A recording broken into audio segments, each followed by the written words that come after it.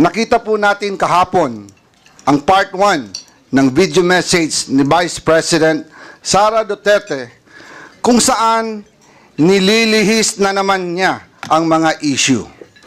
Talaga pong tatak Duterte na yata ang pambubudol.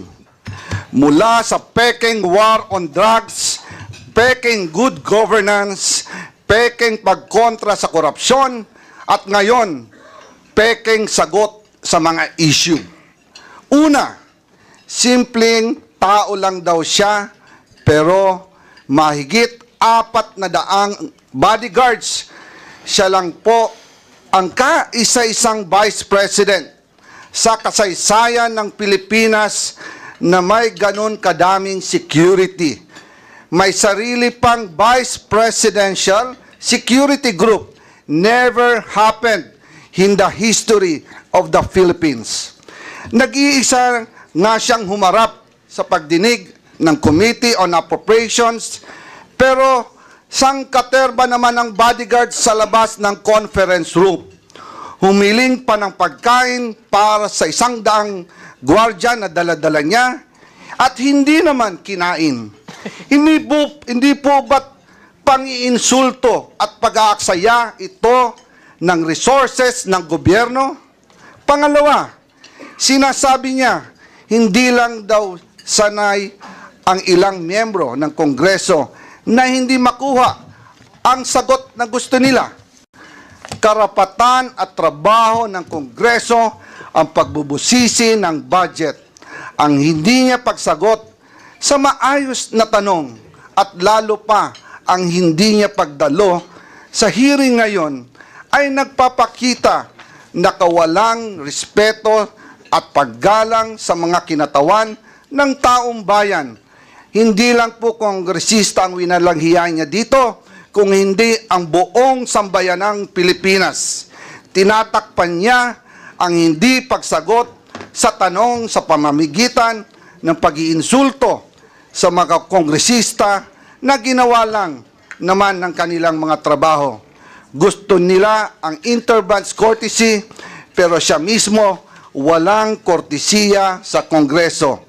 Pangatlo, malinaw na pambubudol o panlilinlang sa mga Pilipino ang pagsasabi niyang kinikilala niya ang kapangyarihan ng Kongreso sa budget. Malinaw naman sa tao, live sa TV at internet, kung ano ang kanyang asal. Wala siyang sinagot ni isa man lang na tanong ng mga kongresista.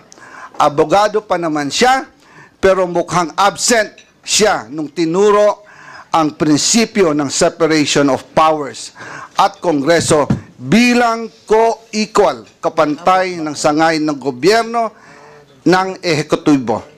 Batay sa ating representative democracy, ang mga kongresista ay binoto bilang kinatawan ng taong bayan. Kaya kapag ang isang kongresista ay nagtatanong sa paggamit ng budget, siya ay nagtatanong hindi lang bilang individual, kundi bilang kinatawan ng Pilipinong bumoto sa kanya. Demokrasya at hindi po tayo monarkiya. Wala tayong hari at reyna. Sunset na po ang dating administrasyon. Kaya wala pong karapatan ang ating mga halal na opisyal na umastang parang masasakupan niya lang ang mga kinatawang ng taong bayan. Pang-apat, paulit-ulit niyang sinasabi, I will defer to the wisdom of Congress. Pero hindi naman po ito totoo. Kasi kung totoo ito, sasagutin niya mga tanong ng mga mambabatas, lalo na sa issue ng confidential funds.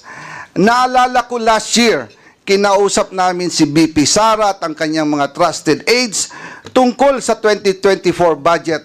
Sinabi niya noong, ituloy nyo yan, meaning yung confidential funds, dahil kaya niya daw ito i-justify. Mabuti na lang at hindi namin itinuloy. Kung hindi, magsisisi kami dahil ang pondo ng taong bayan ang pinag-uusapan dito at tandaan, COA at hindi Kongreso ang nagsasabing mali ang paggamit ng 73 million sa 125 million confidential funds na ginamit lang sa loob ng 11 days. Talo pa po dito ang pondo ng Napoles Fund na gamit ng 60 days. Ito po, 11 days lang.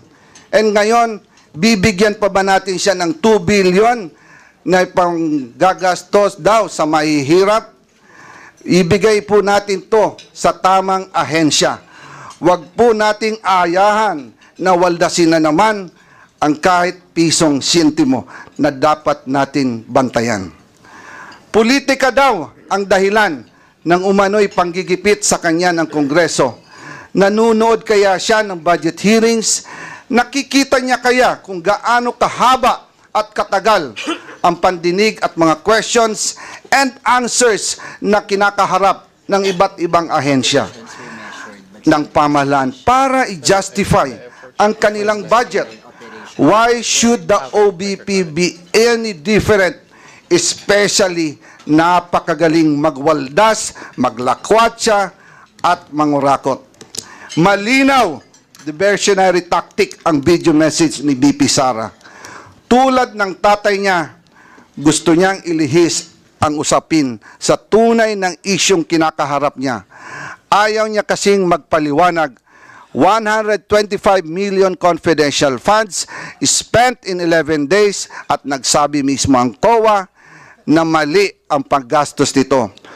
Kung bakit kulelat ang mga batang Pilipino sa math and science sa ilalim ng panunungkulan niya bilang DepEd Secretary.